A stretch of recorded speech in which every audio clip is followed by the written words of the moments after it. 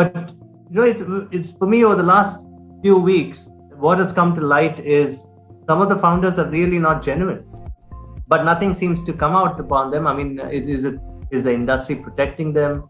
I feel a bit weird that they seem to be getting out scot-free, especially the startup world, because it seems to be the darling of the Indian political narrative at this point of time. We also have a national startups day. How the investor is looking at is different from how you and me should look at. An investor looks at picking up 10 startups, knowing fully well all 10 startups will not do well. Even if 2 or 3 does well, they would have made enough money for the losses they would have incurred in the balance 7. And therefore, there is a matter of speculation and matter of taking a view on the part of the investors when they choose the 10 startups. Just because investors have picked up 10 startups does not necessarily mean that all due financial diligence have happened and everything is hunky-dory.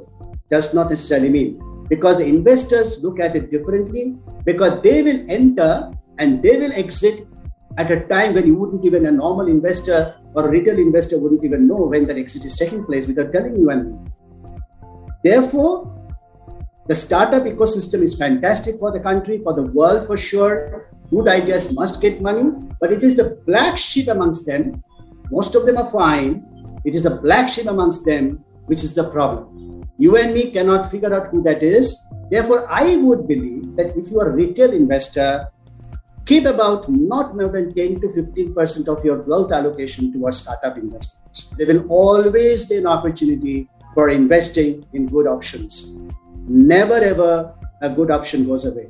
It is always a trajectory upstairs. However, if it's a bad investment, the trajectory is down, you would have avoided a loss. Therefore, don't be in a hurry.